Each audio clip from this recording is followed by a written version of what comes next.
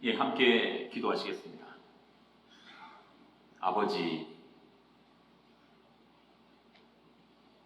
우리의 삶의 여러 자리마다 아버지가 필요합니다.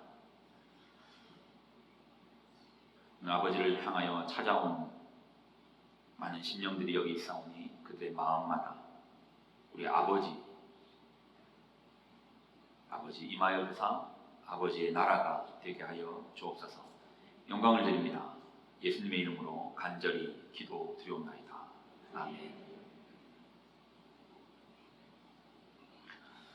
복된 주일입니다. 우리 양옆 좌우 또 한번 지체들 한번 바라보시고요. 한번 보십시오. 우리 귀한 지체들 다 같이 함께 예배드리는 귀한 공동체 아닙니까? 식구들이잖아요.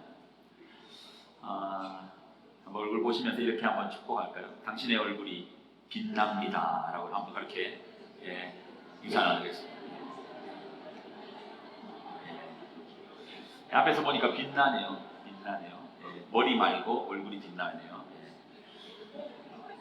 자, 수련회가 잘 끝났습니다. 참 좋은 시간이었죠. 모니터 제 거 조금만 더 줄여주셔도 되겠어요? 좋을지는 이제 미리 이제 알고 시작했지만 언제나 우리의 생각을 뛰어넘었습니다. 우리 장로님들 몇 분이 이제 그런 얘기 하시더라고요. 1년에 전반기 한 번, 후반기 한 번, 2번씩 하자. 죄송합니다. 지가 하는 거 아니라고 너무하네 라고. 제 마음은 그런 마음이 갑자기 확 올라오더라고요. 예. 그만큼 좋았다라는 의미죠. 그만큼 좋았다라는 의미고. 아이들이 그러더라고요. 아이들이 저한테 그런 얘기 참 많이 했습니다. 다음에 또 오고 싶다. 너무 좋았다. 유초등부야 그럴 수 있는데 중고등부 아이들이 이제 그런 얘기가 자신의 입에서 나왔다면 해맑은 표정, 그들에게 늘 약간의 우울함 정도가 얼굴에 묻어 있어야 되는데 아주 밝은 빛나는 얼굴로 다음에 또 오고 싶다. 사실 이거로 수련회에 대한 평가는 다 끝나버렸죠. 평가를 할 필요가 없었습니다. 자, 영상 하나 준비했는데 한번 보여드릴게요. 자, 영상 소리 좀 더 키워도 되겠습니다.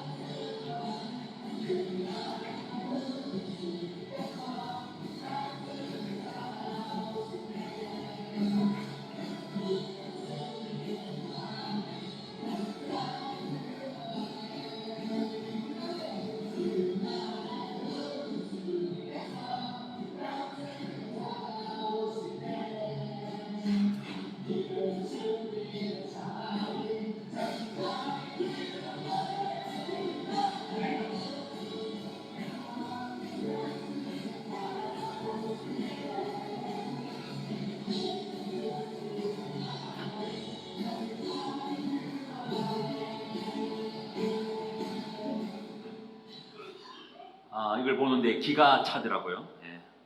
뭐 애들이야 그러는 거 이해하는데 어른들이 왜 이러실까? 혹시 저녁에 다른 거 드셨나?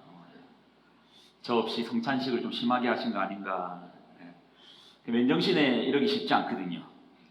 기가 차서 이제 찍었는데 제 눈에는 애나 어른이나 똑같더라고요. 애나 어른이나 똑같아서 제 마음에 드는 게 이분들 천국 가겠네 싶더라고요.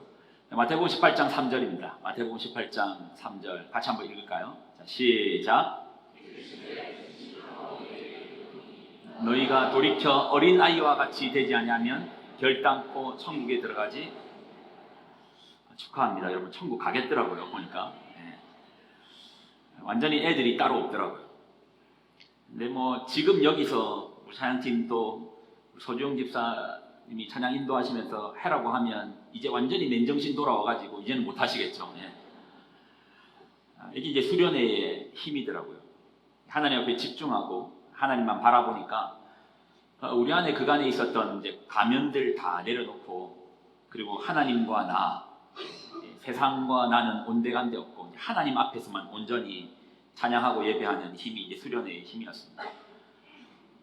방금 이 영상에 이제 아이들이 우르르 올라와가지고 이렇게 이제 우리가 예배 드렸는데요.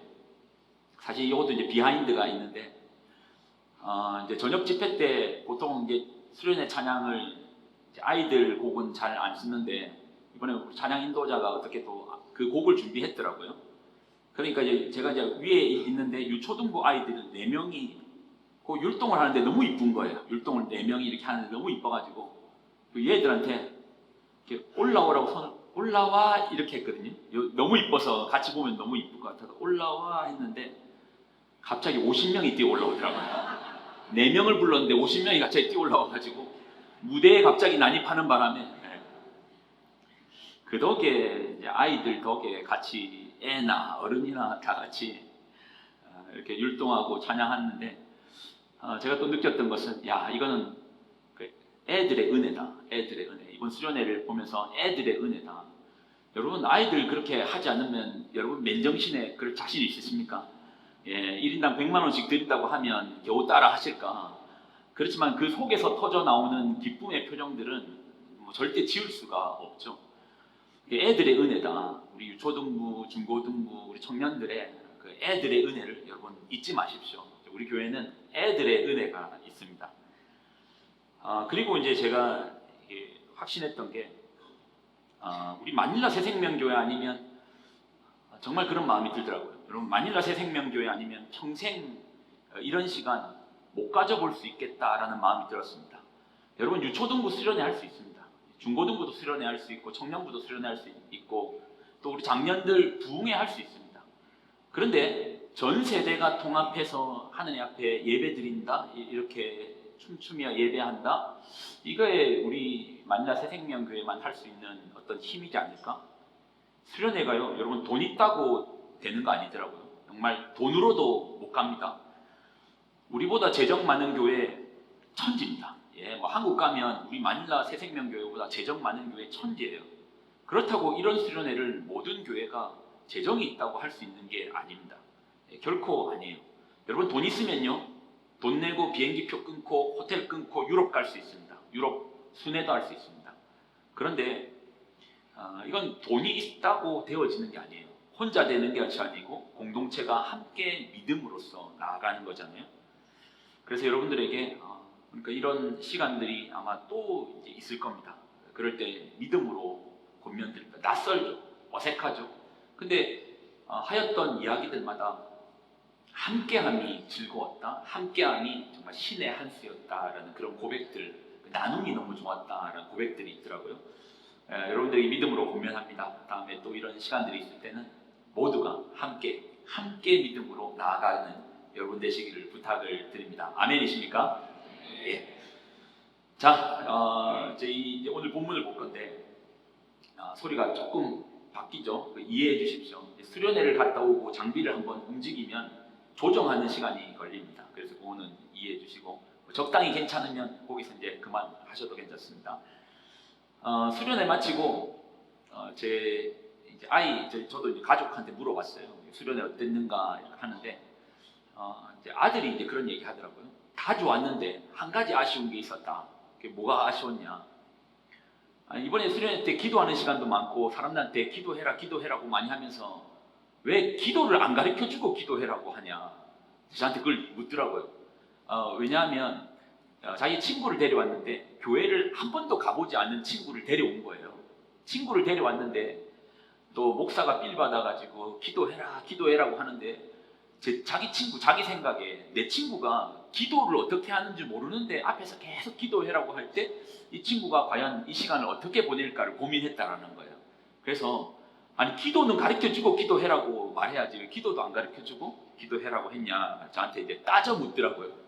그래서 오늘 본문을 바꿨습니다. 기도를 어떻게 하는지를 본문을 바꿨어요. 이것이 이제 예수님께서 가르쳐주신 이번 한 주간 말씀 가운데 주기도문 내용이 있어서 그 기도를 좀 살펴보려는 겁니다. 자, 누가복음 11장 1절입니다. 누가복음 11장 1절 같이 한번 읽도록 하겠습니다. 자, 시작.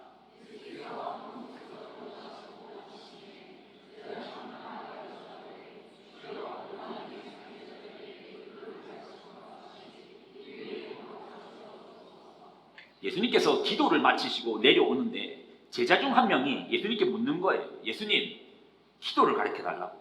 기도를 가르쳐 달라고. 우리에게도 기도를 가르쳐 주옵소서. 요한이 자기 제자들에게 기도를 가르쳐 준 것처럼 우리에게도 기도를 가르쳐 달라. 근데 여러분, 이거는요, 지금 제자들이 예수님께 기도를 물어본 거는 그들이 기도를 할 줄 몰라서 기도를 물어본 건 아니에요. 어떤 의미로 물어봤냐 하면, 당시 유대 사회에 어떤 학파, 유명한 선생님이 있고 선생님을 따르는 제자들이 있어요. 그러면 그들의 신앙의 색깔을 그 선생님이 기도에 담아준 거예요. 그래서 그들이 암송하고 외우는 기도문이 있었습니다. 그러니까 이 선생님의 학파의 사람들은 어느 정도 일정 양 이상 이 선생님을 따르는 로열티가 되어지면 그 선생님이 너도 이제부터 이런 기도를 해라고 자신들의 어떤 신앙의 색깔을 담고 있는 기도문이 있었습니다. 마찬가지로 세례 요한 역시도 자신들의 제자들에게 기도문을 가르쳐 준 거예요. 일종의 하나의 틀이죠. 틀이 있는 기도를 가르쳐 준 겁니다. 이스라엘은 현재 이스라엘에서도 이런 공통의 기도문이 있습니다. 그러니까 이거는 우리가 오늘 이 대표 기도자들이 기도를 할 때 공동의 기도 틀을 읽은 건 아니잖아요. 자기가 준비해서 온 기도를 한 거잖아요. 그 기도가 아니고 어느 학파의 사람들은, 어디에 출신의 사람들은 공통되게 암송하는 기도문이 있었다라는 겁니다.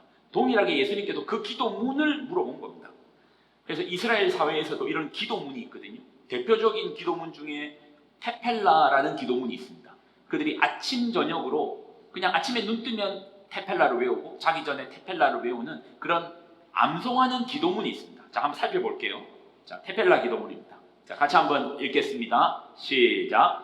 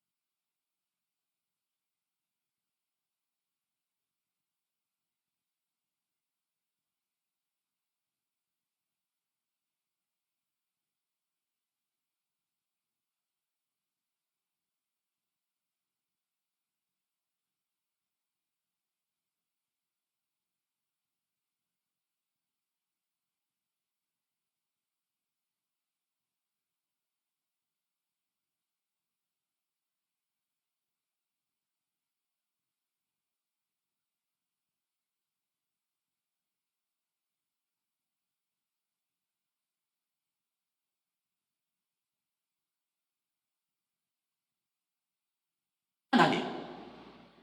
실제로요, 한 분의 존재가 대단할수록 그 존재를 바로 부르는 경우가 없습니다.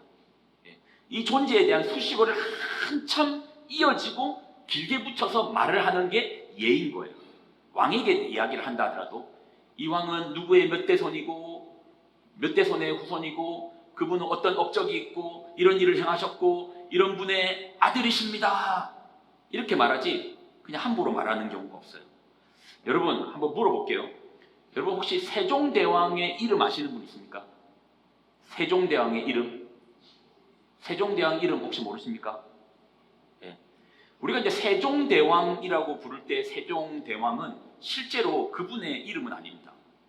이분이 생전에는 세종대왕이라는 이름을 붙이지 않았습니다. 이분이 돌아가시고 난 후에 종묘에 썼던 이름이 세종대왕이라고 썼습니다. 왜냐하면 그분의 이름을 함부로 부르지 못했기 때문입니다. 세종대왕의 이름은 아마 들어보신 적 있을 거예요. 이도입니다. 이도예요. 근데 실수라도 왕의 이름인 이도를 부르면 안 됩니다. 그래서 사람들이 왕의 이름이 정해지면 이거를 피휘라고 해가지고요. 피휘라고 해가지고 제가 제 아들의 이름을 원래 윤이도라고 했어요. 근데 왕이 나중에 태어나고 이름을 이도라고 하면 제가 제 아이의 이름을 바꿔야 됩니다. 바꿔야 되고 이도라고 정해진 이름은 절대 아이들이 태어나거나 누가 태어나도 함부로 붙이면 안 됩니다. 그래서 피해야 됩니다. 왕의 이름의 호칭을 피해야 돼요. 예. 그래서 우리는 뭐 잘 아는 전하, 상감마마, 주상전하, 성상 같은 이제 극존칭의 표현으로 이제 쓰는 겁니다. 고대 사회에서 왕의 이름도 함부로 이렇게 불러서는 안 되는데 신의 이름은 어떻겠습니까? 신의 이름은 함부로 부를 수 없는 거예요. 그런데 신을 향하여 파격적으로 아빠, 제자들이 어떤 틀로 우리가 기도할까요? 근데 이 아빠라는 단어 앞에 모든 틀이 다 무너지는 겁니다. 너희는 기도할 때 어떠한 틀이 아닌 아버지께 그냥 아빠 하고 나가면 된다. 예. 이게 어느 정도로 파격적인가 여러분 잘 못 느낄 거예요. 우리는 기도할 때마다 그냥 아버지 하며 기도하는데 이걸 어떤 느낌일까? 한 100만 분의 1의 느낌을 여러분에게 표현하기 위해서 그냥 쓰는 겁니다. 장로님들 좀 이해하고 들으세요. 여기 이제 우리 백성규 장로님이 계신데 제가 성규 형, 일경이 형, 재중이 형, 여러분 좀 웃으시죠? 느낌이 조금 이상하죠? 어색하죠? 이거에 한 100만 배의 어색함이 이들이 느꼈을 때 감정입니다. 이 감정에 한 100만 배. 순일이 누나 부르면 느낌이 좀 그렇죠. 송순일 권사님만 부르다 순일이 누나 하면 느낌이 이거에 한 100만 배는 이상하게 다가오는 거예요. 그들에게. 예수님께서 가르쳐 주셨던 이 기도의 파격성인 거예요. 뭐죠? 틀이 무너지는 겁니다. 틀이 무너지는 겁니다. 제가 중고등부를 다닐 때 저희 교회 장로님 중에 별명이 태벌석 장로님이 계셨어요. 별명이 태벌석. 우리가 늘 오늘 태벌석 장로님 기도하셔. 태벌석 장로님 오셔. 이렇게 애들 나이가 어릴 때 이제 장난 비슷하게 태벌석 장로님 그랬는데 왜 태벌석이냐면 이분이 기도할 때 늘 시작이 태초부터 시작합니다. 태초부터 시작해요. 한참 이분 기도하실 때 자고 깨도 마태복음도 안 지나가 있습니다. 언제 끝나는가? 태초부터 시작해가지고 한참 기도하시다가 나중에 사단이 벌벌 떨게 해주실 때 벌 들어가죠. 그리고 마지막으로 썩 물러가게 해주실 때에서 태벌석 장로님이셨어요. 우리가 이제 기도를 어렵게 느끼는 것은 우리가 기도할 때 어떤 틀과 형식을 갖추어야 되고 누군가에게 들려지는 것이니까 틀과 형식을 갖추어야 된다라고 하는데 예수님께서 우리에게 기도를 가르쳐 주시면서 주셨던 것은 우리가 가지고 있던 기본의 틀의 관념, 하나님을 대하는 그 관념마저도 다 무너뜨리고 하나님 향해서 너 아빠라고 불러봐라. 네 아버지께 아빠라고 불러봐라 라고 아빠, 아버지로 가르쳐 주시는 겁니다. 이게 틀이 다 무너지는 것이죠. 그래도 저는 정말 기도가 안 되는데요. 아마 그런 분이 있을 겁니다. 기도를 하려고 하는데 그래도 저는 기도가 잘 안 되는데요. 어떻게 해야 돼요? 그러면 제가 그분에게 가르쳐 드리는 방식이 있습니다. 어떻게 기도하라? 그냥 앉아 계십시오. 그냥 앉아 계십시오. 근데 그냥 너무 짧게 한 1, 2분이 아니고 적어도 한 5분 정도 그냥 앉아 계셔 보십시오. 그냥 앉아 계시다 보면 마음에 뭔가 좀 맺히는 게 있어요. 때로는 내 답답함일 수도 있고 서러움일 수도 있고 살다 보면 억울할 때 있잖아요. 억울함일 수도 있고 처음엔 아마 그거부터 떠오르기 시작하는데 그런 마음의 가운데 뭔가 아버지를 생각하고 나를 바라보고 아버지를 생각하고 나를 바라보고 나를 깊이 바라보는데 또 아버지를 생각하고 뭔가 말로는 표현되어지지 않지만 그 속에 맺혀지는 뭔가의 마음의 뭉클함은 있을 수도 있고 마음의 움직임은 있을 수 있습니다. 에이, 그런 게 무슨 기도입니까? 예수님은 우리에게 절대적 창조주 되시는 하나님을 아빠라고 부르라고 했습니다. 그런데 그분 앞에서 어떻게 이것이 기도가 아니라고 말할 수 있겠습니까? 이게 누가 기도가 아니라고 하겠어요? 우리의 기도가 절대자인 하나님을 아빠라고 부를 수 있다면 우리가 하나님 앞에 멈추어서 말로 표현되지 않는다 할지라도 우리의 생각을 아시고 마음을 아시는 그분이 내 마음을 만지시는 거예요. 내 마음의 소리를 들으시는 겁니다. 그리고 여러분의 삶의 진짜 문제는 뭡니까? 여러분의 삶의 진짜 어려움은 뭡니까? 제가 아이가 공부를 못하는 게 내 삶의 진짜 문제인가? 사업이 어려운 게 진짜 문제인가? 부부 사이에 대화만 하면 고성이 오가고 싸움하는 이게 진짜 문제인가? 돈이 없는 게 진짜 문제인가? 뭐가 내 인생의 진짜 문제지? 제가 진짜 문제에 대해서 깊이 고민해 봤는데 저에게 진짜 문제는 소리가 갑자기 또 바뀌었네요. 진짜 문제는 하나님의 부재가 저에게 진짜 문제더라고요. 생각해 보니 부부의 단절 가운데서도 그 가운데 답답한 가운데 주님을 찾고 하나님께서 그 자리 가운데 임하여 주시면 그것도 하나의 문제가 풀리겠네. 사업에 어려움이 있을 수 있지만 그 속에서도 하나님이 함께하여 주시면 아이가 공부를 못하고 과연 잘 살까? 그렇지만 이 아이의 인생에 하나님 함께 동행하여 주시면 그게 문제일까? 그래서 진짜 문제는 하나님의 부재더라고요. 예수님께서 가르쳐 주신 기도가 뭐죠? 나라가 임하옵시오. 우리가 복잡하게 나라가 임하옵시오 했는데 하나님의 나라는 하나님이 계신 곳이 하나님의 나라입니다. 내 삶에 아빠라 부르며 아빠라고 부르면요. 여러분 그렇잖아요. 아이들이 아빠라고 부르면 뭔가 다급한 가운데 아빠라고 부르면 아빠는요 그 자리로 가게 돼 있어요. 내가 지금 있는 내 가정의 문제 가운데 괴로움 가운데 어려움 가운데 아빠라고 부르면 부르는 곳에 아이가 가게 돼 있어요. 여러분도 가잖아요. 엄마라고 부르면 엄마는 가잖아요. 아빠라고 부르는 그 자리 가운데 내 삶의 어떤 영역의 부재 가운데 아빠라고 부르는 그 자리 가운데 그분이 우리 가운데 임하여 주시는 겁니다. 여러분이 있는 그 자리에 어떤 어려움이 있을지는 모르겠습니다. 저는 이제 이 찬양으로서 같이 한번 여러분과 고백하고 좀 이제 마무리를 좀 짓겠습니다. 모니터 제 거 조금만 넣어주실래요? 넣어주시고 여러분 한번 잠깐 눈을 한번 감아 보실래요? 특별히 기도하려고 애쓰지 않으셔도 됩니다. 어떤 말로서 기도를 시작하지? 그거 애쓰시지 않아도 괜찮습니다. 눈을 좀 감아 보세요. 내 삶의 이런 영역에 좀 하나님이 계시면 좋겠다. 그거 한번 생각해 보세요. 아니면 여러분 그 자신을 좀 보셔도 됩니다. 요즘 되게 좀 답답한 일이 있고 어려움이 있고 문제가 있을 수도 있고 내가 지금 사업 때문에 너무 힘든데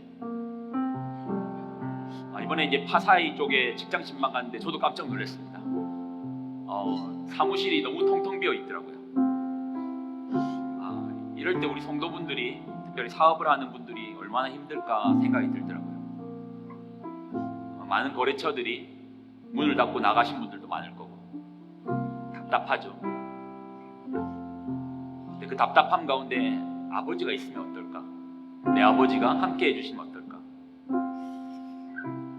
돈도 없고 또 가정이 좀 어렵다 보니까 부부 사이에 왜 그렇게 또 소원해지고 그러려고 한 말이 아닌데 그 말이 왜 그렇게 날카로워졌는지 서로 간에 고성이 오간 자리에 뒤돌아보면 답답합니다. 그런 마음 아닌데, 그러려고 한 말 아닌데.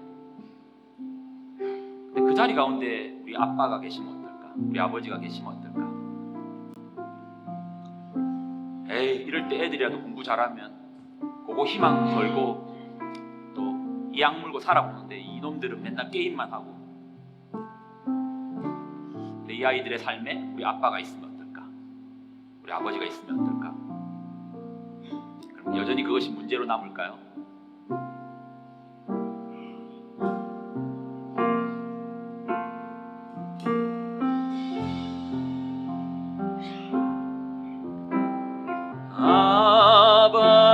아버지, 아버지, 나를 안으시고 바라보시는 아버지, 아버지, 아버지, 나를 도우시고 힘주시는 다시 한번 천천히 고백할까요? 아버지, 아버지, 아버지, 나를 안으시고 바라보시는 아버지, 아버지, 아버지, 나를 도우시고 힘주시는 아버지. 주는 내 마음을 고치시고 볼 수 없는 상처 만지시네. 나를 아시고 나를 이해하시네. 내 영혼 새롭게 세우시네. 주는 내 맘을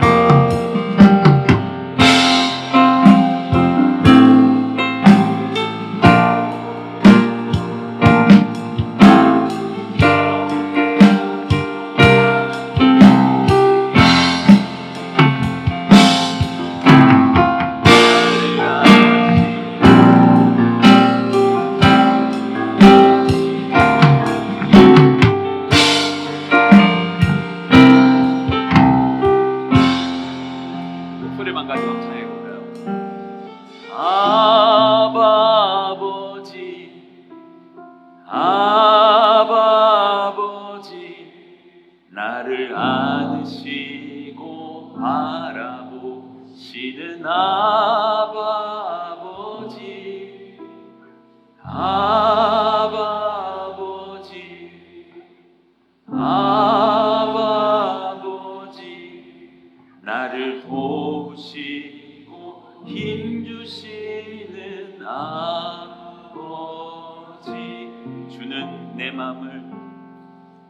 주는 내 맘을 고치시고 볼 수 없는 상처 만지시네. 누구를 안다고요? 나를 아시고 나를 이해하시네. 내 영혼 새롭게 세우시. 주는 내 맘을 고치시고 주는 내 맘을 고치시고 볼 수 없는 상처 만지시네.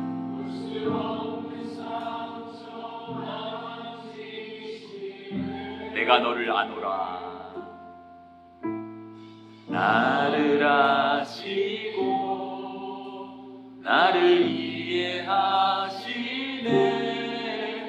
내 영혼 새롭게 세우시네.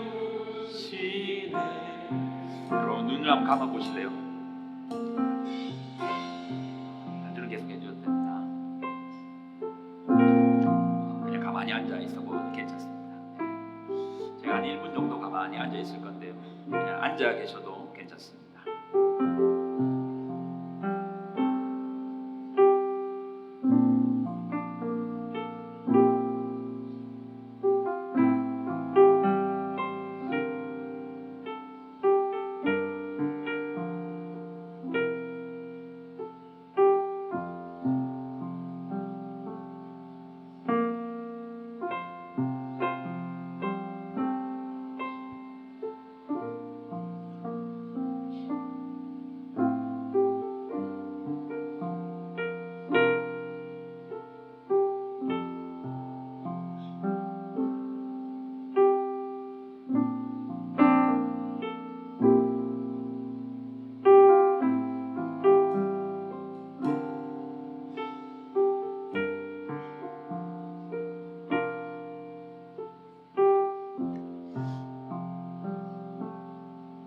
혹시 이런 생각 드나요?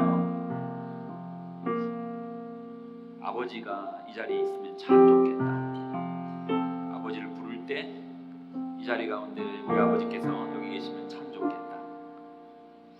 우리 자녀들의 삶에 내 아버지가 계시면 참 좋겠다. 참 사업 힘든데 거기 아버지 계시면 참 좋겠다. 마음이 많이 답답하고 어떻게 표현할지도 모르겠고 괜히 내 마음 꺼냈다가는 돌아오는 거는 목소리가 커져서 싸움인데 이 답답한 마음에 아버지가 계시면 참 좋겠다. 그러면 그럴 때 한번 불러보십시오. 아버지, 아버지.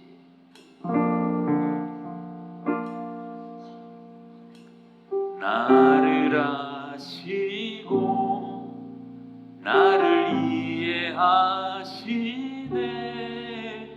내 영혼 새롭게 세우시네. 하나님 감사와 영광을 드립니다.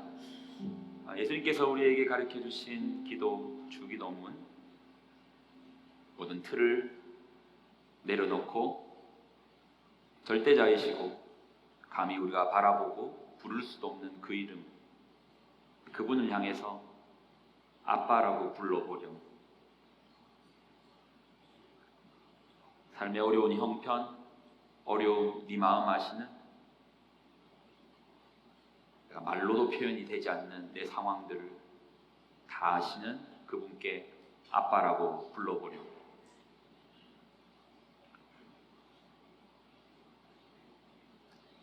하나님, 이들의 목소리를 들어주옵소서. 삶의 여러 형편에서 아빠, 아버지를 찾고 구합니다.